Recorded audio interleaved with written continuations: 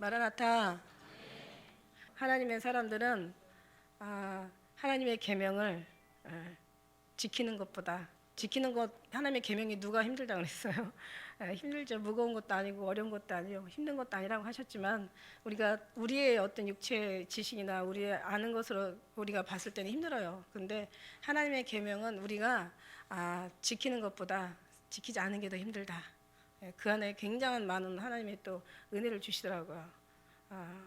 여러분 서로 사랑을 하겠는데 사랑하는 게 쉽지 미워하는 게 얼마나 힘들어요. 볼 때마다 속이 뒤집어져야 되잖아. 생각만 해도 뒤집어져야 되잖아. 아주 열받잖아요, 그죠? 과거에는 그랬어요. 근데 지금의 그런 모든 것들이 다 희미해져 가는 게 너무 기특한 거예요. 예. 용서하면 쉽잖아요. 용서하지 않는 것이 얼마나 힘들어요. 막 속에서 막 그냥 막 열이 올랐다 내렸다는. 예, 그렇습니다. 기도하면 쉬워요. 근데 기도 안 하는 게 더 힘들고, 하라는 거 하면 쉬워요. 하라는 거 하지 않는 게 얼마나 어렵습니까? 그래서 그런 말씀이 정말 맞습니다. 하나님의 사람들은 계명을 지키는 것보다 지키지 않는 게 더 힘들다. 할렐루야. 참 진짜 진리세요. 예. 근데 그런 말씀들이 주실 때 더 진리의 진리가 되세요. 이런 말씀의 내용보다도요. 이렇게 말씀해 주시는 주님이 너무 감사한 거예요. 예. 이렇게 생각해 주시는 주님이 너무 감사한 거예요. 내용도 참 말씀이고 생명이니까 우리 영의 양식이니까 그 말씀이 얼마나 이루가 되고 힘이 됩니까? 참 좋아요. 좋은데 그 음성을 들을 때 정말 제가 얼마나 정말 살아나는지, 여러분이 얼마나 살아나는지, 할렐루야. 예, 그 은혜는 정말 어느 것과 비교할 수가 없죠. 이걸 돈으로 사겠습니까? 무슨 보석으로 뭐 뭘 주고 값을 주고 살 수가 있는 문제가 아니죠. 할렐루야. 오늘 로마서 오늘 제가 보니까 강의 40회예요. 40회.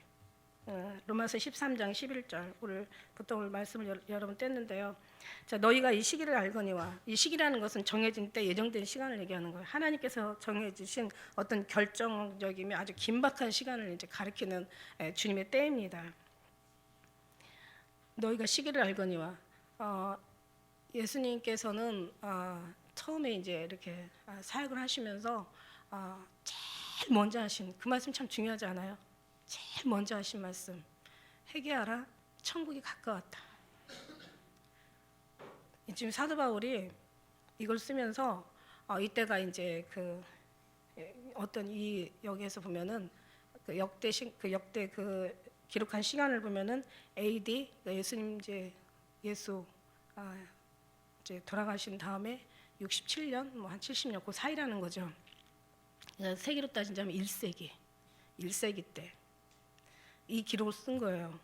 시기를 알거니와, 시기라는 그러니까 1세기 때 이걸 썼는데 지금은 20세기예요.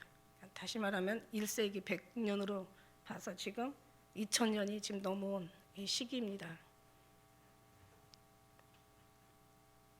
지금 이때가 그때도 가까웠다고 얘기했는데 지금은 얼마나 더 가까우냐.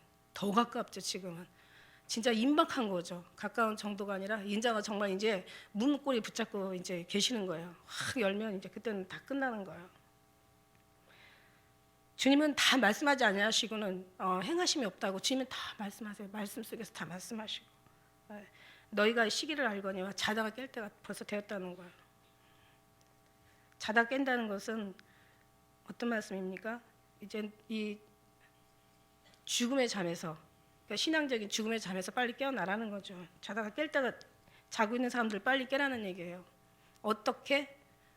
세상 속에서 너희 속한 자들 빨리 세상에서 나오라는 얘기고, 그 다음에 마귀에 속한 사람들 빨리 그 속에서 나오라는 얘기고, 어떤 율법, 다시 말하면 인본주의 신앙에 속한 사람들 거기서 빨리 나오라는 거고, 네 자신 스스로가 옳다고 생각하는 그 자신 스스로에서 빨리 나오라는 거예요.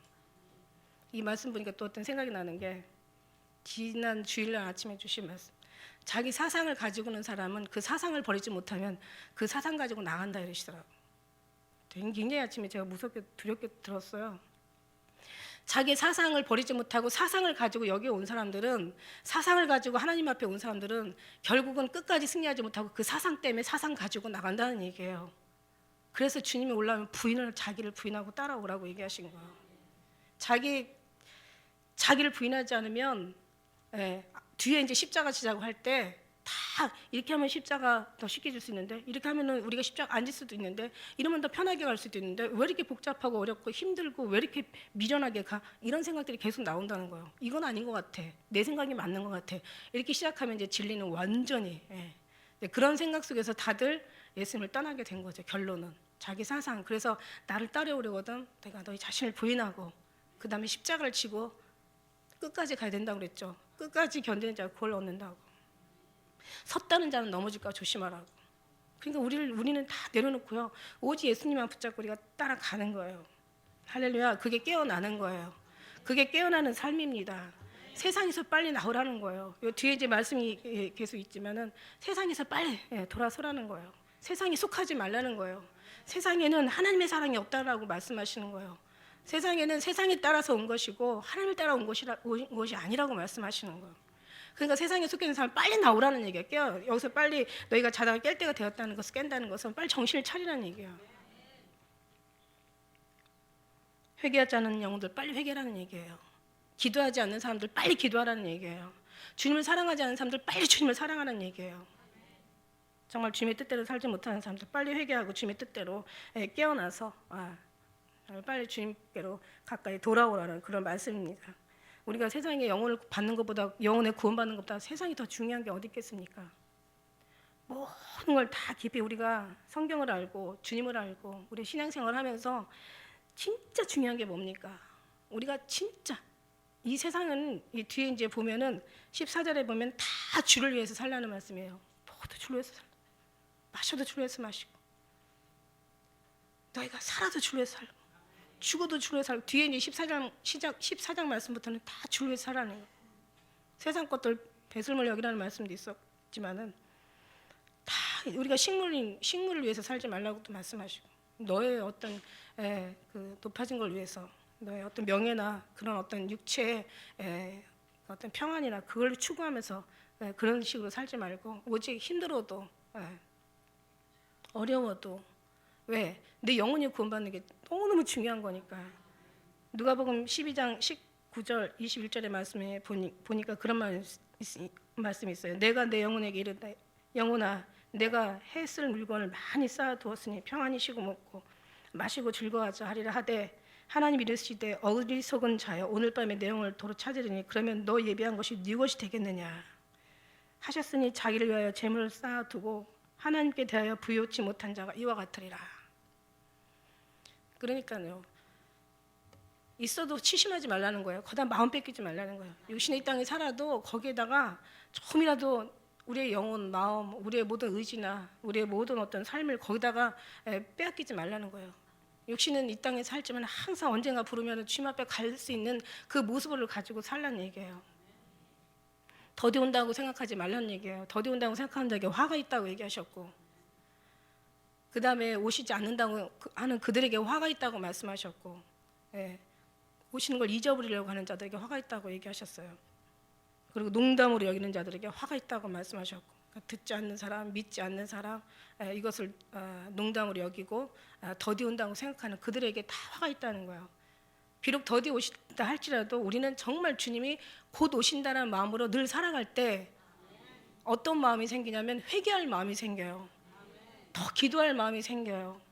더 주님의 뜻대로 살아야 된다는 어떤 그런 생명 있는 마음이 생기는 거예요. 그리고 주님을 기다리는 사람들한테는 하나도 그 기다리는 시간들이 정말 길지라도 절대로 그게 허비하는 시간이나 낭비하는 시간이나 결코 잃어버리는 그런 시간이 아니라는 것을 말씀드리고 싶어요. 원래 이 땅에 사는 이유가, 살아가는 이유가 하늘나라 가기 위해서 우리가 준비하는 장소라고 생각한다면 우리는 정말 철저하게 누가 뭐래도 정말 죽어도 살아도 먹어도 마셔도 무엇을 해도 주의 영광을 위해 사는 것이 바로 마땅한 거예요. 이거를 뭐 가르쳐 준다고 됩니까? 주님이 그 마음을 주셔야지.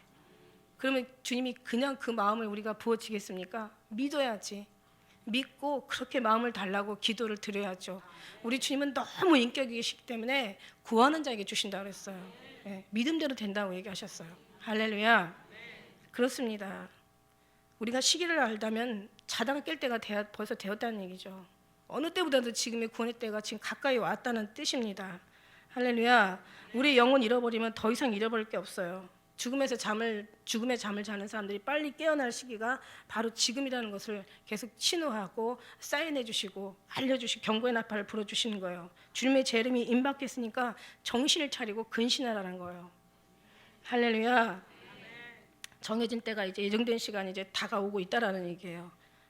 그것이 길든 짧든 우리의 인간의 본분은 항상 주님을 바라보고 주님 앞에 사는 마음으로 산다면 결코 우리는 어떤 삶을 주님 앞에 살아드려야 될지 사실 견적이 나옵니다. 할렐루야. 이 시간은요 정말 얼마나 귀한 시간이고 얼마나 소중한 시간이고 천국 가서 이제 제가 그 장례식 치르면서 항상 그래서 하나님이 지혜자의 마음은 초상집에 있다고 그냥 불에다 태워서 그냥 그 유골을 분쇄기다 갈더라고요. 정말 한 줌밖에 안 돼. 한 줌밖에. 야, 사람 어차피 저렇게 인생 가는 건데 결국 우리가 이 땅에서 이 땅이 아니라 하나님 앞에 가가지고 그때 하나님께서 너의 눈물을 닦아주실 것이고 그때는 고통이나 아픈 것이나 거기에서는 이제 곡하는 것이 다시 있지 않는다고 주님 말씀해 주셨을 때 정말 주님 앞에 가가지고 너 뭐 하다 왔냐, 네가 나를 얼마나 의지했냐, 네가 얼마나 나를 중심으로 살았냐. 결국 여기는 짧게 가는 인생이고 거기는 영원한 인생 앞에 우리가 이 땅의 그 소중한 시간들 단 하루를 여기다 우리가 주님 위해서 살 때는 그 하늘나라에다가는 엄청난 거기다가 이제 그 하나님의 축복 시간을 쌓는 게 아닙니까?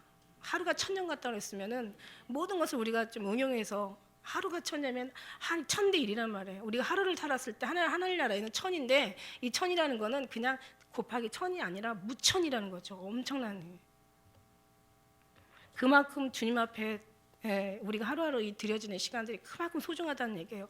그만큼 가치가 있다는 얘기예요. 그만큼 귀하다는 얘기예요. 정말 바꿀 수 없이 이 시간을 허송하지 말고 빨리 깨어나라는 얘기예요. 할렐루야. 그러니까 그냥 듣고서 그냥 정신을 번쩍 차리고 정말 오늘 저녁에 우리 주님 오시는 그런 마음으로 우리가 하루하루를 그렇게 값지게 살아드릴 때 사람들이 뭐 종말론자니 어쩌니 막 헛소리 해도 결국 저들도 다 주님 앞에 설 거란 말이야.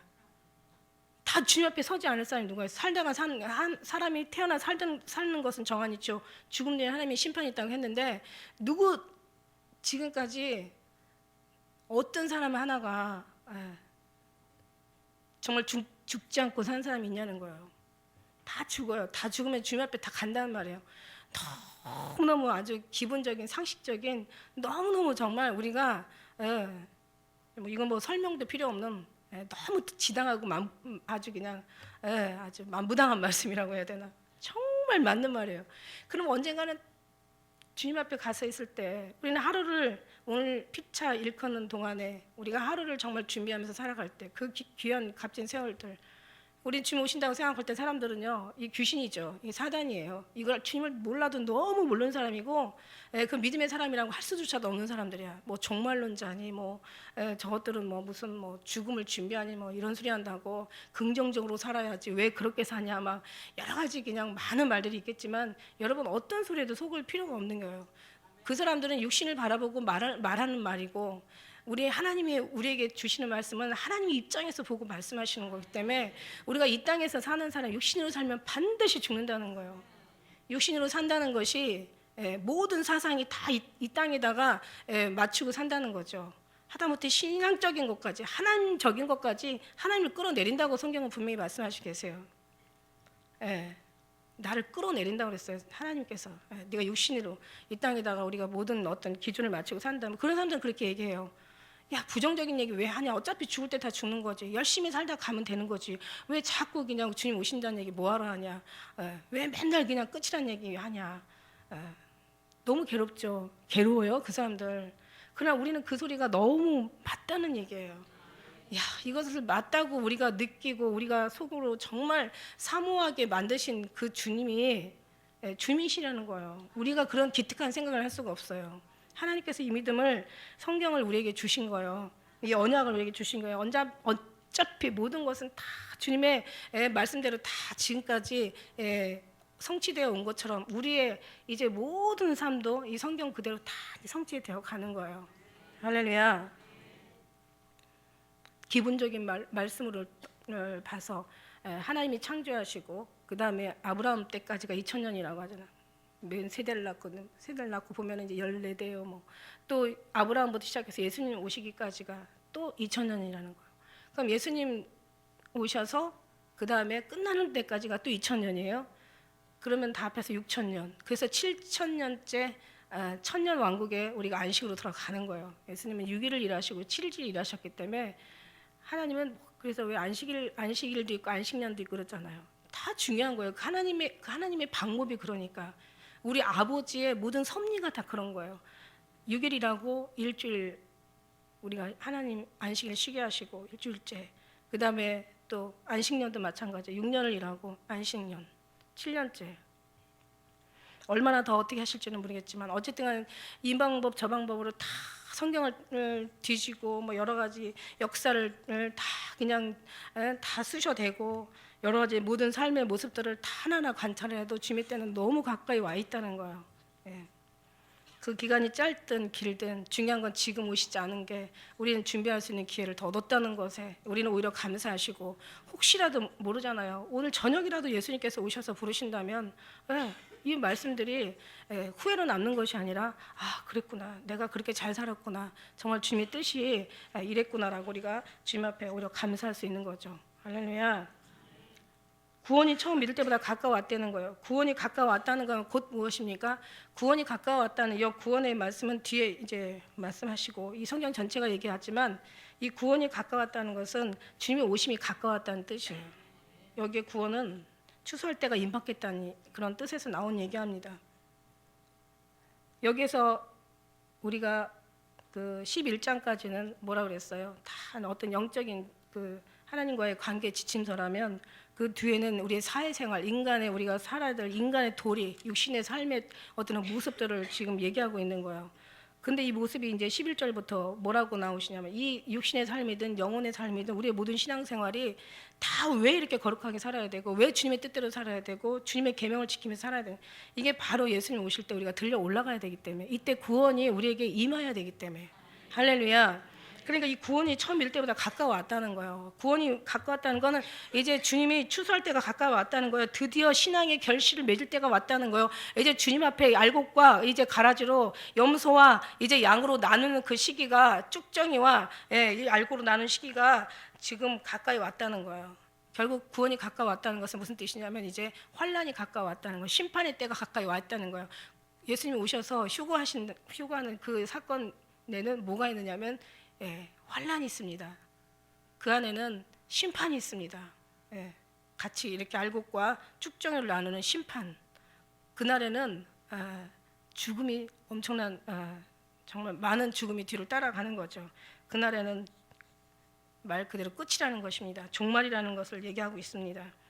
그래서 우리가 종말은 아직 아니지만 종말의 때를 준비하고 있다는 보다 이보다 더 지혜로운 신앙은 정말 없다고 봅니다. 여러분 구원파가 하나님은 사랑이니까 하나님은 우리를 너무 사랑하니까 우리를 구원하셔. 어떻게 부모가 자식을 버려? 절대로 버리지 못해. 버릴 수 없어. 막 이러면서 이제 사람들을 맞는 말 같죠.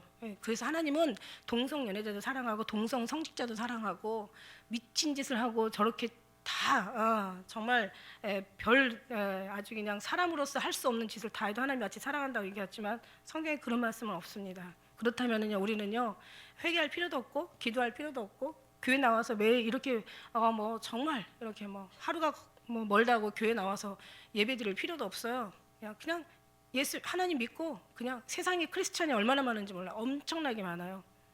그래서 부활절 무슨 추수감사절 또 성탄절 이게 한번 3번 지키면서 자기 크리스찬이라고 얘기하고 심지어는 교회에서 결혼했다고 얘기하고 크리스찬이라고 얘기하는 사람들 교회에서 결혼했다고 안식일을 마치 그냥 그 밥 먹고 커피 안 마시면은 좀 뭔가 석연치 않고 찝찝하잖아요. 그러니까 이제 안식일 잠깐 왔다가 아침에 살짝 왔다가 예배드리고 할 거 다 하고 그걸 안식일 지킨다고 하는 건 그건 성경에 거룩히 지키라고 했는데 그런 말은 없습니다, 여러분. 그러니까는 구원이 가까워왔다고 우리가 종말이라는 걸 생각할 때 우리의 마음에서는 회개할 마음도 생기는 거고, 더 주님 앞에 인간보다 더 인간답게 살아야 된다는 그런 마음도, 그런 삶도, 모습도 보이게 되는 거고, 또 우리가 정말 양심을 아주 그냥 헌시짝 버리듯이 버리는 이 세상 속에서 양심도 그나마 기본적인 양심뿐만 아니라 더 깊은 마음이라도 우리가 지키고 사는 것이 바로 구원의 때가 가까이 왔다고 믿는, 이게 바로 깨어나는 거죠. 자다가 깰 때가 벌써 되는 거죠. 웬 시기가 가까워 와 있기 때문에. 할렐루야. 고린도전서 15장 51절에 이런 말씀이 있습니다. 보라, 내가 너에게 비밀을 말하노니 우리가 다 잠잘 것이 아니요 마지막 나팔에 순식간에 호련히 다 변화하리니. 호련히 마지막 나팔에 변화한다는 얘기예요. 데살로니가 전서 5장 3절에 저희가 편하다 안전하다 할 그때 잉태된 여자에게 해산 고통이 이른과 같이 멸망이 호련히 저에게 이르니 결단코 피하지 못하리라. 그러니까 그 말씀 속에 홍수가 일어나서 모든 사람을 멸하기까지 사람이 죽으면서도 깨닫지 못했어요. 깨닫지 못하였으니 인자의 마음도 그러하리라. 그러니까 홍수가 나서 다 정말 덮어가지고 다 죽여도 깨닫지 못하는 거예요. 인자 올 때도 깨닫지 못하는 사람은 여전히 깨닫지 못하는 거예요. 여러분, 깨달음이라는 건요, 주님이 오늘 아침에 주신 말씀, 오늘 아침에 깨달음은 어느 보석을 얻는 것보다 더 귀하고 값진 것이다. 그러니까 깨달을 때마다 보석을 하나씩 줍는 것보다 더 값진 거래요. 와, 근데 이 깨달음이 또 깨달음에 대한 그 깊이의 뿌리를 얘기하시는데, 깨달음의 뿌리도 있더라고요. 깨닫고 하니까 그 밑에 가서 뿌리를 보니까 예수님이신 거야. 정말 이거는요, 이것도 한번 이걸 가지고 또 한번 긴 또 여러분하고 같이 한번 말씀을 드려야 돼요. 약할 때 온전해지는 거예요. 진짜 아주 그냥 말씀드리, 제가 저 A4 용지 몇 장을 지금 준비해놨어요. 얼마나 은혜를 주시는지. 여러분, 우리가 돌아보는 건 진짜 보이는 거 아니에요? 보이지 않는 거예요. 보이지 않는 것을 볼 수 있는 것이 믿음의 사람들입니다. 저 사람들은 보는 거 가지고 얘기해요. 그러니까 뭐 종말론자니 뭐 그렇게 열심히 할 필요 없어. 그냥 뭐 양다리 걸치고 살아. 뭐 이런 식이지. 희한한 얘기가 갑자기 생각이 나서 저도 지금 아주 안 좋은 생각이 갑자기 단어가 지금 머리에 생각나는. 양다리 걸치면 어떻게 되겠어요? 그죠? 가랑이 찢어지지. 12절에 밤이 깊고 낮이 가까웠으니, 밤이 깊다는 거예요. 여러분, 신앙의 밤이 되지 않기를 여러분, 정말 우리는 날마다 주님 앞에 늘 깨어있고 신앙의 밤이 되지 않는, 죄악과 불신앙으로 가득 차 있는 이 세대를 보고 말씀하시는 거예요. 밤이 깊다는 거죠. 신앙의 밤이 지금 깊어지고 있어요. 깊었어요. 그러니까 신앙의 밤이 깊었다는 건 뭐예요? 제일 어두울 때가 언제냐면 날새기 바로 직전에 그 새벽이 그렇게 밤이 짙은 밤이라고 얘기합니다. 그러니까 밤이 깊다는 것은 곧 날이 밝을 때가 가까이 와 있다는 거예요. 날이 새기 직전이라는 의미예요. 정말 달도 차면 기울고 죄악에 관영하면 심판을 면하지 못하듯이 이제는 밤이 깊으면 낮도 오는 거예요. 다시 말하면 신앙에 우리가 이런, 그러니까 지금 마지막 때 그래서 더 밤이 깊어서 많은 사람들이 더 이렇게 하나님 뜻대로 아주 어긋난 삶을 지금 살고 있나 봐요. 밤이 깊어가지고. 밤이 깊은 건 뭡니까? 앞을 분간을 못하는 거예요. 그러니까 어두워가지고 그냥 뭐 아주 그냥 천지 사방을 분간하지 못하는 거죠. 그러니까 그냥 자기 생각대로 사는 거죠. 그러나 우리 주님은 빛이시잖아요. 나는 생명의 빛이요. 우리 예수님은 정말 천국의 빛이 되시고 사랑의 빛이시고, 우리 믿음의 사람들, 우리 주님의 빛이세요. 세상의 빛이시고 우리 주님의 빛이시기 때문에 주님 안에 있는 사람들은 다 볼 수가 있죠. 주님이 빛이시니까. 할렐루야. 그러니까 밤이 깊다는 것은, 신앙의 밤이 깊다는 것은 예수님이 없다라는 소리예요. 우리 신앙의 밤이 깊다는 것은 예수님이 없다는 소리고, 예수님이 없다는 것은 자기의 식대로 옳다고 생각하는 대로 판단하고 그렇게 움직인다는 뜻이에요. 그러면 결국은 죽음이라는 뜻이죠. 주님의 뜻대로 살아야 된다는 것이 맞습니다. 이것이 바로 우리가 깨어나는 시점이 되겠죠. 할렐루야. 정말 땅이 혼돈하고 공허하고 흑암이 깊음이 있고, 그렇게 되면 이제 그때는 큰일 나는 거죠. 창세기 6장 5절에 보니까 여호와께서 사람의 죄악에 세상의 관영함과 그 마음 생각의 모든 계획이 항상 악할 뿐임을 보시고 땅 위에 사람 지으셨음을 한탄하사 마음에 근심하시고 가라사대 나의 창조한 사람을 내가 지면에서 쓸어버리되 사람으로부터 육축과 기는 것과 공중의 새까지 그리하리니 이는 내가 그것을 지었음을 한탄함이니라 하시니라. 인간의 죄악이 너무 관영하고 아주 그 생각과 마음이 너무 악한데 지금이 그 시점이잖아요. 이제는 하나님 앞에 그냥 손가락질하면서 그냥 홀라당 다 받고, 막 동성연애 여자가 남자가 부끄러운 짓을 하나님 앞에 마치 하고, 이제 뭐 얼마가 지나면은 이제 뭐 어디 화성에다가 이제 세상을 또 다시 하나 뭐 만든다는 그런 그런 또 이제 얘기도 나오고, 이게 바로 이제 과거에는 바벨탑을 하나님 앞에 지었지만 이제는 그 우주에다가 거기다가 새로운 하나님이 허락지 않는 인간의 세상을 다시 만들겠다는 아주 기도 안 차는 어떤 계획들을 하죠. 그때까지 하나님께서 허락하시겠습니까? 그런 것이 성경에 안 나온 거 보면은 그런 날은 결코 오지 않을 것을 믿습니다. 그렇게까지 살아서 또 뭐합니까? 그렇다고 해서 천년 만년을 산다고 해서 그것이 행복하다면 행복하지도 않죠. 하나님을 거스려 사는 것이 얼마나 고통스럽고 슬픈 일입니까? 그러니까 주님 말씀하시는 거야. 하나님의 계명을 지키는 것보다 지키지 않는 것이 더 힘들다. 하나님의 뜻대로만 산다면 얼마나 편안하겠어요. 하나님이 하라는 대로만 산다면 얼마나 정말 행복하겠느냐고요. 주님은 우리가 예수를 정말 믿는다면, 예수님 정말 사랑한다면, 내가 예수님께서 불과 같은 눈자로 우리 앞에서 항상 늘 우편의 그늘이 되시고 항상 졸지도 주무시지 아니하시면서 불꽃 같은 눈동자로 우리 심령까지 다 깨뜨려 보신다는 이 말씀을 정말 믿는다면 우리가 어떻게 잠시도 우리 생각으로 살 수가 있겠습니까? 어떻게 진실하지 않을 수가 있고 어떻게 우리가 정말 주님 앞에 게으를 수는 있더라고요. 피곤하니까. 그러나 힘들어요.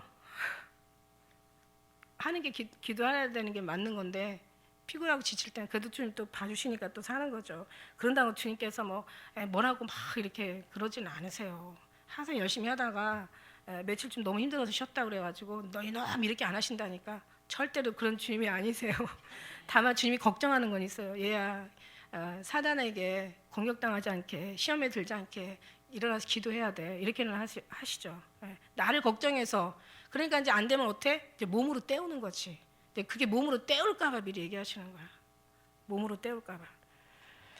자, 낮이 가까웠다는 거예요. 주님이 재림이 가까웠다는 거예요. 이제 고통의 시간들, 이제 우리가 염려하던 두려운 시간들이 지금 이제 오고 있다는 얘기예요.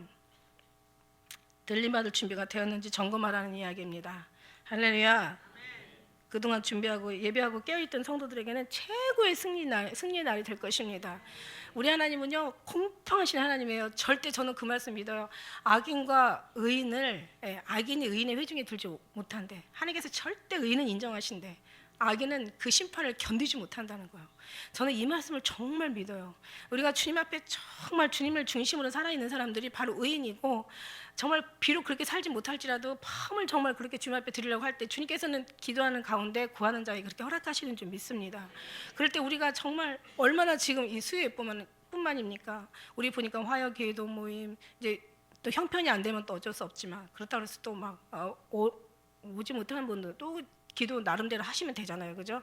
참 뭐 너무 힘들어할 것도 없어요. 사실 하나님 앞에서 인간의 눈에 어떤 그런 걸 볼 필요가 없어. 하나님 앞에서 우리가 정직하면 되는 거예요. 누구 때문에 누구 보려고 누구한테 욕안 먹으려고 우리가 그렇게 일할 필요는 절대로 없습니다. 어디든지 주님이 보시면 되잖아. 화요 기도에 모임 못 오면 집에서 하시면 되는 거예요. 자기 상황에 맞게 너무 자유하게 해줘가지고 그냥 이것도 안 하고 저것도 안 하시면 절대로 안 되시지만 말은 그게 맞습니다. 사실은 주님 앞에서 우리가 있는 모습을 하는 거예요. 그러나 이제 그 하나님께서 마지막 때는 모이기를 힘쓰라는 말씀도 있으니까 이런 말씀도 제가 드려줘야 되잖아요. 그러나 그래도 아는데 형편이 안 될 때는 주님 앞에만 진실하면 되는 거예요. 주님이 보시면 되는 거예요. 우리는 정말 그렇습니다. 그래서 제가 항상 자유하게 이렇게 말씀을 여러분에게 드리니까, 그러나 자유를 뭐라 그랬어요? 죄를 가린 데 쓰지 말라 그랬어. 자기 유익을 삼지 말라 그랬어. 자유를. 그런데요, 느껴져요. 응? 앞에서 기도하는 사람 느껴집니다. 여러분도 느끼시길 바라겠어요. 할렐루야. 그래서 항상 늘 주님 앞에 진실하시면 됩니다. 그러므로 우리가 어둠의 일을 벗고 빛의 갑옷을 입자. 자, 이제 낮이 가까웠으니까 주님이 오실 때가 가까웠으니까, 재림의 날이 가까웠으니까, 나팔 불기 직전에 있으니까, 나팔 불면 끝나니까, 언제 오실지 모르니까 깨어 있으라는 거죠. 항상. 그러므로 이제 어둠의 일을 벗으라는 거예요. 육신의 일을 도모하지 말라는 거예요. 성경에 말씀 나온 그대로 육신의 일을 도모하지 말고 벗어버리라는 이야기예요. 세상에 속한 자들처럼, 이렇게 롯의 아내처럼 항상 세상에 속했다가 나중에 주님 오실 때 그냥 가서 빨리 도망가야 되는데, 또 그 미련이 남아서 뒤돌아보다가 송옥기둥 되지 말라는 거예요. 그러니까 그럼 항상 언제든지 오시면 나는 간다. 율법에 속한 자들이나 죄에 속한 자들을 빨리 회개하고 준비하라는 얘기예요. 이제는 기회는 지금밖에 없다는 거예요. 지금 기회 있는 동안이 지금이라는 얘기예요. 하나님의 은혜와 은총을 받으라는 그 말씀, 정말 빛의 갑옷을 입자라는 이 얘기예요. 말씀과 기도로 더 무장하라는 얘기예요. 하나님의 말씀의 마지막 그 어떤 기회를 잃어버리면 더 이상 기회가 없다라는 얘기입니다. 더 이상 기회가 없어요. 이거 놓치고 나면 더 이상 후회밖에, 탄식밖에, 정말 회개할 시간도 이제는 회개할 일도 없죠. 그때는 회개도 또 안 되니까 지금 그만큼 지금 임박하다는 얘기예요. 할렐루야. 진짜 너무 가까이 와 있습니다. 모든 것을 비춰볼 때 빛의 갑옷을 입자. 성경에 보니까 그리스도로 옷 입으라 이런 말씀하셨더라고요. 그리스도로 옷 입어라. 그리스도로 옷 입고 육신의 일을 도모하지 말라 이런 말씀이었어요. 예수 그리스도로 옷 입는 사람들, 예수님이 빛난 옷이잖아요. 빛이시잖아요. 빛으로 옷 입는 그 빛의 모습에 가까운 옷이 뭐가 있겠어요? 빛의 옷으로 가장 화려하고 빛나고 가장 깨끗하고 가장 밝고 한 그 빛의 옷이라고 이 육신에서 잠깐 생각해 보면은 드레스가 있을 것 같아. 우린 신부니까 드레스를 생각해야죠. 하얀 정말 빛나는 드레스, 면사포 쓰고 그러면서 그냥 아주 막 사람이요 옷을 깨끗하게 입으면요 마음에 이렇게 좀 엄숙함이 찾아들잖아요. 막 작업복 입고 막 아주 그냥 막 허들에 막 그냥 막 쓰레기 같은 옷 주워 입고 이렇게 하면은 그 마음의 자세가 아마 그렇게 변할 것 같아요. 그러나 갑자기 양보로 쫙 빼고 아름다운 그냥 드레스를 예쁘게 입고 그리고 뾰족해도 탁 신고 이렇게 하고 나가면 함부로 할 수가 없을 것 같아요. 하나님 말씀, 오늘 말씀처럼 빛의 갑옷을 입자라는 얘기예요. 그리스도로 옷 입으라는 얘기예요. 그 예쁜 드레스 입고 막 행동 거지 말도 막 함부로 안 할 거란 말이에요. 분명히 신부는 그날 그 신부처럼 살면 참 좋을 것 같아요. 그날 신부는 정말 아주 그냥 엄청나게 다른 때보다도 마음이나 어떤 행동이나 자세나 말이나 어떤 생각하는 모든 것들이 다 거룩할 것 같아. 할렐루야. 그러니까 예수님의 옷 입은 사람들은 누굴 욕을 먹어요? 우리가 잘못 살 때는 예수님이 욕을 먹어요. 얘 믿는 게 저거 믿는 게 왜 집안에 저기 망나니 같은 자녀들이 있으면 그러잖아요. 네 애비 이름이 뭐냐? 막 이러잖아요. 네 아버지 이름이 뭐냐? 누가 네 애비가 누구냐? 네 부모가 누구냐? 막 이렇게 족부를 따져요. 자식이 잘못했는데 부모를 욕해요. 어디서 배웠어? 뭐 그렇게 배웠냐? 그렇게 가르쳤냐? 네 부모가 막 이렇게 얘기하잖아. 우리도 잘못하면은 우리가 잘못한 건데 저게 믿음의 사람이 왜 저래? 막 이렇게 얘기하잖아요. 결국 주님이 욕을 먹는 거예요. 그래서 그렇게 살지 말라는 거예요. 주님이 주시는 이 마지막 기회를 그렇게 살지 말라는 거예요. 우리의 삶이 어떠하겠느냐. 낮에와 같이 단정히 행하라는 얘기예요. 단정히. 드레스를 입은 사람들은 말 그대로 단정하게 행하고 방탕과 술 취하지 말라는 얘기예요. 막 포금하지 말라는 거예요. 일단 술이 들어가면은 나중에는 처음에는 사람이 술을 먹는데 나중에는 술이 술을 먹고 술이 사람을 먹는다는 소리 많이 들어봤을 거예요. 여자고 남자고 이게 들어가면 사람이 제대로 걷는 사람이 없고 제대로 말하는 사람이 없고 제대로 생각해가지고 제대로 행동하는 사람이 없는 거예요. 특히 연말 연시 같을 때 보면은 왜 그 기자들이 가서 막 그 어디 저 명동 같은 데 가가지고 막 찍잖아요. 그냥 여자고 막 나이 먹은 여자고 젊은 남자고 할 거 없어요. 술 먹고 그냥 개처럼 다 토해놓고 벌러덩 다 그냥 아무데나 그냥 여자도 그냥 다리 쫙 벌리고 그냥 나 잡아 먹으라고 누워 그런 걸 보면서 야 정말 그런 사람이 없기를 바라는 거죠. 술 취하지 말라는 거예요. 그렇다고 술 먹는다고 저 지옥 간다고 얘기는 안 했어요. 예? 하나님 앞에 끊게 해달라고 기도를 하면 하나님이 끊어주실 줄 믿습니다. 그다음 음란 뭐 말할 거 없어요. 음란 자체가 우상숭배예요. 예. 우상숭배의 원래 본질이 음란이거든요. 그래서 모든 죄는 저는 이 음란에 대해서 우상숭배에 대해서 주님이 너무 저한테 확실하게 보여주셨어요. 제가 정말 말을 할 수 없을 정도로 너무너무 정말 더럽고 추하고 너무 악하고 제가 그때 느꼈어요. 나는 우상숭배라는 것이 이렇게 막 왜 성경에는 우상숭배를 음란이나 간음으로 많이 말씀해요. 그래가지고는 이스라엘 사람들을 간음하는 여자들이라고 막 이런 말씀 많이 하셔서 정말 우상이 결국 이제 다른 신을 섬기는 것이 음란이고 간음이구나 그렇게 이제 더럽구나 이렇게 생각을 했는데 그 정치를 보니까 그 속을 보니까 이 간음이고 이게 음란인 것이 이게 어떤 뭐라 그러나요? 이 그 음행, 음란, 그 불륜 이게 불법이라는 거죠. 이 불륜 이거 자체가 우상숭배더라고요. 이게 얼마나 우상숭배가 그렇게 더럽고 추한 거예요. 그러니까 결국 그 더럽고 추한 그 음란과 음행과 그 불륜과 그 불법인 그 아주 그 간음이 그게 우상숭배의 그게 모형이더라고요. 그게 거기 그 모형이 아니라 이게 생명이더라고요. 우상숭배의 아주 그냥 거기 진짜 본질이 음란, 간음 그런 거더라고요. 그러니까 그래서 주님께서 말씀하셨구나. 모든 죄는 몸 밖에서 있는데 이 간음죄는 몸 안에서 일어난다고 주님 말씀하시기를 결국은 이 자체가 하나님 앞에 너무 우상숭배이다 보니까 이거는 그냥 이혼 증서를 내서 내보내라고 할 정도로 모세에게 얘기하신 것처럼 그만큼 아주 더럽고 아주 음란하고 이게 바로 우상숭배고 우상숭배가 바로 음란이더라 이거예요. 아주 주님이 용서하지 않으시는 죄예요. 그러니까 이걸 사단은 이걸 굉장히 그 중에서 최고로 악한 것이 바로 동성연애인 거예요. 이게 마지막 인간이 주님 앞에 아주 우상숭배 음란의 최고의 아주 악한 극치를 보여주는 그런 모습이에요. 주님을 아주 가장 화나게 하고 마음 아프게 하고 더 이상 참을 수 없게 하고 더 이상 고통 주는 것이 이게 바로 동성연애 이게 음란이더라고요. 동성연애에 대한 것을 하나님의 그 어떤 주의 그 속에 보이지 않는 아주 얼마나 악한 것을 주님이 알려주셨어요. 그래서 음란한 자는 그 우상숭배자들은 지옥 천국에 들어가지 못한다고 성경은 기록하고 있습니다. 호색하지 말며 막 사람을 이제 이렇게 막 뭐라 그럴까요? 막 성적으로 아주 막 물러나게 하고 성추행 또 뭐 여러 가지 그 아주 사람을 호리는 거죠. 그런 짓 하지 말라는 거죠.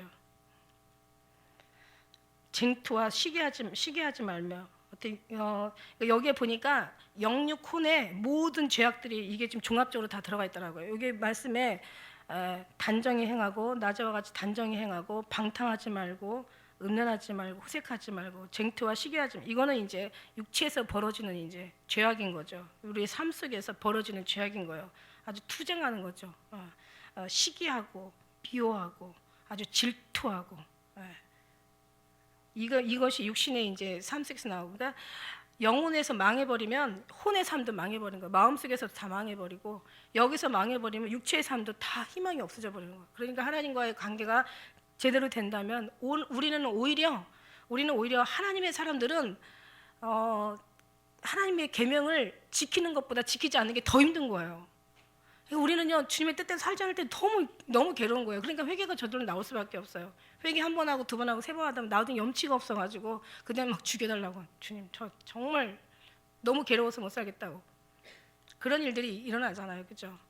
그래서 우리는 모든 삶 속에서 정말 주님의 뜻대로 살지 못할 때가 괴로운 거예요. 그러나 주님의 뜻대로 살면 얼마나 떳떳합니까? 기도할 시간에 기도하고 말씀을 시간에 말씀하고 말씀 안 봐요. 얼마나 힘들어요. 기도 안 해요. 얼마나 마음이 괴로워요. 그냥 말 한 번 그냥 하고 싶은 얘기 다 하고 나면 그냥 기도할 때 얼마나 회개가 됩니까? 내가 참지, 내가 미쳤지, 내가 왜 뭐 하러 그랬어, 막 이러고는. 그러니까 양심 있는 사람, 사랑이 많은 사람이 항상 약자인 거예요. 하나님 믿는 사람들이 제대로 하나님 뜻대로 사는 사람이 진짜 약자 중에 약자인 거예요. 왜냐하면 모든 게 다 주님의 뜻대로 살지 않으면 괴로우니까. 그러니까 빨리 좀 어떻게 좀 모셔가지고 단판을 좀 지셨으면 좋겠다는 생각도 막 들어가죠. 왜냐하면 이렇게 폐역하고 갈수록 고통하는 세대에 말세에 고통하는 때가 이른다고. 지금이 고통하는 시기잖아요. 자만하고 교만하고 자긍하고 사랑하지 않고 사납고 선한 것을 좋아하지 않고 사랑이 식고 돈이 우상이고 부모를 거역하고 무정하고 무자비한 이 세대가 정말 고통스러운 거예요. 여기에서 정말 믿음의 사람들도 사람이잖아요. 인간이잖아요. 우리도 육신을 가졌잖아요. 우리도 막 속상하면 막 마음 상하잖아요. 예, 막 화나면은 막 분노할 수 있잖아요. 우리도 사람이니까. 그래고 해놓고 나서는 뒤에 가서 막 또 못 참은 게 그냥 또 그냥 속이 상한 거야. 그냥 그게 이게 바로 싸움이에요. 선한 싸움이에요. 그래서 성경에 그런 말씀이 위로가 되더라고요. 이 선한 싸움을 싸우는 사람은 구원을 이루고 회개를 이루는데 이 어떤 육체의 일로 싸우는 사람은 이거는 성경이 뭐라 그랬어요? 고린도후서 7장에 보니까 육체의 일을 가지고 근심하는 사람은 사망이라고 얘기하시더라고요. 그런 영적인 것을 위해서 근심하는 얼마나 열심히 있게 하고 얼마나 간절하게 하고 얼마나 회개하게 하고 어떤 때는 얼마나 변명하게 하고 얼마나 즐겁게 하고 사모하고 사랑하게 하고 감사하게 하고 이런 이 모습들이 우리의 모습인 거예요. 사실 할렐루야. 그렇죠. 맞는 말씀이에요. 하나도 정말 틀린 말씀이 없어요. 자 14절에 보니까 오직 주 예수 그리스도로 옷 입고 정욕을 위하여 육신의 일을 도모하지 말라. 예수님의 옷을 입었으면 예수님의 사람이니까 예수님의 뜻대로 사는 것이 맞는 거잖아요. 할렐루야. 경계하는 자가 법대로 경계하지 않으면 상을 얻지 못한다 그랬어. 예수님의 옷을 입었으면 예수님의 영광을 받으셔야 되잖아요. 월요일 아침에 일어나는데 주님이 어떤 말씀을 주시냐면 우리 주기도문에 제일 먼저 하나님의 이름이 거룩히 여김을 받으시오며 이러면서 제가 일어났어요. 깜짝 놀랐어요. 하나님 이름이 거룩히 여김을 받으시오며. 그런데 주님 앞에 거룩함을 드려야 된다는 얘기잖아요. 주님께서 하늘에 계신 우리 아버지 이름이 거룩히 여김을 받으시오. 그럼 하나님께서 이 거룩히 여김을 받으시려면은 주님이 받을 만한 우리가 드림이 있다라는 분명히 그 말씀이 딱 오는데 제가 주기도문을 얼마나 많이 외웠는지 모른다고 제가 여러분에게 간증한 바 있습니다. 그런데 그 말씀은요 아주 그냥 두고두고 깨닫는 거예요. 두고두고 지금도 깨닫게 하시는 거죠. 학교 다닐 때는 시험에 들지 말게 하라는 말씀이 그렇게 많이 그냥 사무가 되더니 좀 크고 나니까 이제 장성에서는 정말 일용할 양식을 또 주셔야 되고 악에 들지 말아야 되고 그런 말씀들이 하나하나가 항상 늘 악의 시험에 들지 말. 그러니까 이게 다 육신적인 내식대로라. 그런데 보면 이제 하나님께서 제일 먼저 하신 말씀이 그 나라의 그 하나님의 이름을 거룩히 여김을 받으시라는 말이 굉장히 그 말씀이 은혜스럽잖아요. 근데 다시 그 말씀을 제가 언젠가 여러분에게 한 적도 있어요. 그랬는데 주님이 다시 그 말씀을 또 한 번 주시니까 이제는 그게 더 간절해지고 더 아주 그냥 모든 것이 이 숨겨진 비밀들이 싹 드러나는 것처럼 그 거룩히 여김이 어떻다라는 것들을 알려주시고 내가 주님 앞에 거룩히 여김을 드리는 것이 정말 나는 드릴 수 없다라는 것이 결론이 나오더라고요. 그러니까 다 하나님만이 거룩하신 하나님이시니까 하나님의 거룩함이 내가 입어서 그 거룩함을 주님 앞에 하나님의 이름으로 드릴 수 있는 그 거룩함이 진짜 거룩함인데 물론 이제 지금까지 하나님의 그 동행 속에서 지금까지 인도하심 속에서 얼마나 드렸는지는 모르겠지만 제가 딱 생각할 때는 나름대로 제가 한 게 없으니까 하나도 드린 게 없는 거예요. 그러니까 어떤 마음이 드냐면 더 하나님의 사람으로 더 거룩해지자는 건데 이건 내가 할 수 있는 게 아니라 주님이 더 거룩함을 입혀 주셔야 되는 거예요. 그래서 그 처음에 앞에 그 말씀이 이루어지면 뒤에 말씀 다 이루어지는 거야. 너무 놀라워요. 하나님의 거룩히 여김을 드려야 시험에 들지도 않는 거고 악에서 구하는 거고 죄에 빠지지 않는 거고 회개하는 우리를 위해서 죄진 자를 용서해 준 것처럼 용서해 줄 수도 있는 거고 앞에가 돼야 되는 거예요. 보니까 앞에 하나님 이름이 거룩히 여김을 받으시며 나라에 임하옵시며 뜻이 하늘에서 이루어진 것이 땅에서도 이루어지는 것도 거룩히 여김을 드려야 땅에서 이루어지는 거예요. 일용할 양식을 주옵시고 우리를 시험에 들지 말게 하시고 우리 죄진 자를 용서해 준 것처럼 우리 죄를 용서해 주시고 다만 악에서 구하는 거 이 모든 것이 앞에 것이 돼야 된다는 거예요. 그렇게 않고 앞에 게 안 되고 뒤에 것만 잘 된다면 이거는 다시 한번 생각해 볼 필요가 있는 거예요. 그때 그 은혜를 또 확 주시는 거야. 그냥 무슨 주님하고 관계하고 주님이 말씀하시는데 말씀 가지고 우리가 나가면 되지 무슨 주석이 필요하고 해석이 필요해요. 그럼 이제 어떤 사람들이 또 이런 얘기 들으면은 저 교만하다고 할 거야.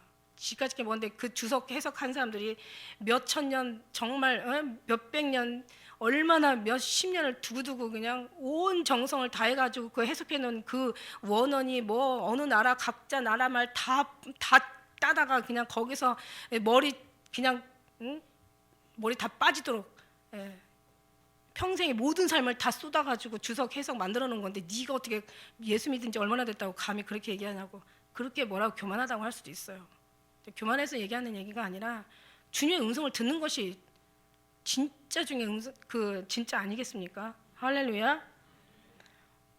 주석 해석에서 그런 거 나오나요?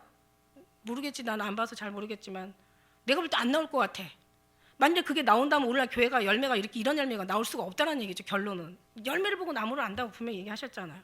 물론 이렇게 깨닫고 말씀하시는 또 좋으신 분들도 계시겠죠. 주님 말씀하시는 말씀이 진짜 진리지. 할렐루야. 그렇습니다. 하나님 이름이 거룩하게 받아야 그 다음에 모든 것이 뒤에가 되는 거지. 그래서 가장 중요하기 때문에 앞에다 놓은 거 아닙니까? 근데 그게 안 되면서 그냥 다른 거는 자기 식대로 막 시험에 들지 않게 해야 돼. 세상에 제가 학교 다니면서 외웠을 때 제일 오랫동안 제가 은혜 받은 게 시험에 들지 않게 해요. 근데 시험은 항상 보더라고. 안 이루어지더라고. 근데 그때 기도가요. 지금 다 시험에 들지 않는 삶으로 만들어 주신 게 지금 다 응답인 것 같아. 오랫동안 뿌리를 내려야 나중에 두고두고 그 열매가 나는 거예요. 할렐루야.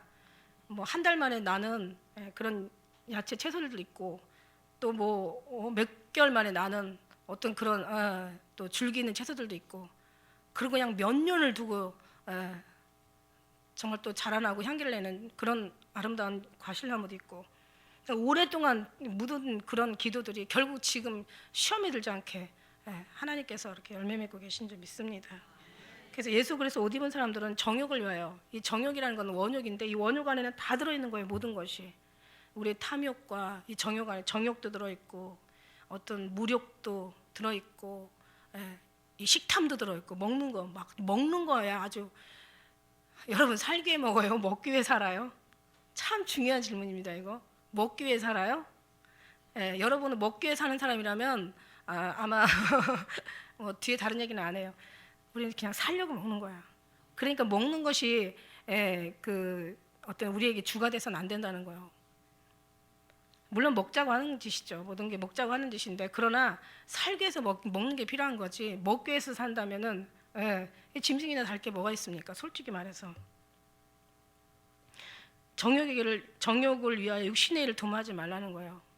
예수 그리스도로 옷 입고 육신의 일을 도모하지 말라는 거야. 근데 오늘날 예수 그리스도 옷 입고 다 육신의 일을 도모한 거예요. 다 지들 원하는 거 달라 그러고 주님 원하는 거 구하지 않고 다 지 소망 이루어달라 그러고 주님 원하는 소망 안 이루어지고 다 저기에 기쁨과 즐거움으로 채워달라 그러고 주님의 기쁨과 그 어떤 그런 위로는 하나도 정말 드림받지 않고 다 지들로 해서 여기 말씀이 나오시잖아요. 말씀하시잖아요. 예수 그리스도 옷 입은 사람들은 절대 정욕이나 육신의 일을 도모하지 말라는 얘기예요. 도모하지 말라는 것은 그것을 위해서 추구하지 말라는 얘기야. 그걸 위해서 막 머리 쓰지 말라는 얘기예요. 그걸 위해서 막 하지 말라는 얘기예요. 우리는 오히려 기도가 버리는 게 기도냐. 그러니까 예수님께서 천국이 가까웠다 하시면서 회개하라 천국이 가까웠다 하시면서 제일 먼저 하시는 그 산상수훈 말씀 기가 막히잖아요. 심령이 가난한 자가 복이 있다. 심령이 가난하다는 것이 원래에서는 다 비어 있다는 뜻이 원어에서 비어 있다. 심령이 가난하다는 것은 그 심령 속에 다 모든 게 하나도 남김없이 싹 비어 있는 거예요. 그러니까 이 심령이 다 비어 있으니까 이게 가난한 거예요. 그러니까 주님이 오셔야지 우리가 사는 거죠. 비우는 게 우리가 가난한 사람이에요. 겸손한 어느 나라 말로는 겸손하다라고 이렇게 또 번역도 돼 있다고 하는데 어쨌든 간에 비어 있다. 아주 비천할 정도로 낮아지고 겸손한 게 온유한 것이 어떻게 보면 그게 심령이 가난한 모습일 수도 있어요. 다 아무것도 없는 거예요. 의지할 게 없는 거고 붙잡을 게 없는 거고 내세울 게 없는 거고 자랑할 게 없는 거고 뭐 하나도 위로받을 게 없는 거예요. 다 비어 있는 거예요. 그래서 하나님께서 천대받고 멸시받고 가난하고 아무것도 없는 자들을 하나님께서 택하셔서 있는 자들을 부끄럽게 하시고 높은 자들을 부끄럽게 하시고 부한 자들을 부끄럽게 하시고 지식 없는 사람을 택해서 지식 있는 자들이 부끄럽게 하시고 낮은 자를 택해서 높은 자들을 부끄럽게 하신다고 말씀하신 게 아니겠냐고요. 할렐루야. 오직 주 예수 그리스도 옷 입고 정욕을 위하여 육신의 일을 도모하지 말라. 할렐루야. 항상 깨어 근신하라는 얘기예요. 성령의 충만함을 받으라는 얘기예요. 왜냐하면 우리 힘으로 살 수 없으니까. 우리는 이렇게 하나님의 일을 알 수 없잖아요. 우리 마음이 우리만 알고 하나님의 마음을 받아야 한다고. 옆에 사람 마음도 내가 그 마음을 알지 못하는 것처럼 항상 깨어 기도하라는 얘기예요. 깨어 있으라. 마태복음 24장 42절에 그러므로 깨어 있으라. 어느 날에 주가 임할는지 너희가 알지 못함이니라. 너희도 아는 바니 만일 집주인이 도적이 어느 경점에 올 줄 알았더라면 깨어 있어 그 집을 뚫지 못하게 하였으리라. 마태복음 25장 13절에 그런즉 깨어 있으라. 너희는 그날과 그 시를 알지 못한다. 알지 못하기 때문에 깨어 있어야 되는 거예요. 언제 오실지 모르기 때문에 깨어 있어야 되는 거예요. 주의하라. 깨어 있으라. 그때가 언제인지 알지 못함이니라. 마가복음 13장 35절에 그러므로 깨어 있으라. 집 주인이 언제 올는지 혹 저물 때 일는지 밤에 일는지 다굴 때 일는지 새벽에 일는지 너희가 알지 못한다. 시험에 들지 않게 깨어 있어라. 기도하라. 너에게는 마음에는 원이로도 육신이 약하도다. 또 베드로전서 5장 8절에 근신하라 깨어라. 너희 대적 마귀가 우는 사자같이 두루다니며 삼킬 자를 찾는다고 얘기하고 있고요. 성경에 그런 말씀들이 너무 많아요. 우리 사명을 위해서 깨어 있어야 돼요. 주님 오시기 때문에 깨어 있어야 돼요. 우리가 정말 시험에 들지 않게 깨어 있어야 돼요. 어느 경점에 오실지 모르니까 깨어 있어야 돼요. 우리가 들려 올라가야 되니까 우리가 깨어 있어야 돼요. 이 시기를 놓치면 안 되니까. 할렐루야. 천국 가기 위해 있어서 깨어 있어야 돼요. 언제 어떤 모습으로 우리에게 어떤 정말 죽음이 아니면 종말일지 죽음일지 마지막에 어떻게 다가올지 모르기 때문에 우리는 늘 깨어 있어야 돼요. 예수님이 오실지 전쟁이 먼저 일어나서 죽임을 당할지 지진이 일어나서 폭삭 망해가지고 이렇게 어떤 죽을지 아니면 어떤 그 태양 그 천체 그 충돌 태양의 폭풍이 일어난다잖아요. 흑점이 지금 불안하다잖아요. 태양 흑점이 지금 움직임이 지금 굉장히 지금 불안하다잖아요. 그래가지고 어느 날 그냥 태양 폭풍이 이 지구로 날라오면은 이건 뭐 그냥 속수무책인 거죠. 얼마 전에 뭐 여러 가지 운석들이 막 하늘에서 떨어졌잖아요. 그런 모든 것들이 올 때 종말까지도 가지도 않고 그냥 어느 날 내 머리 떨어질 수도 몰라.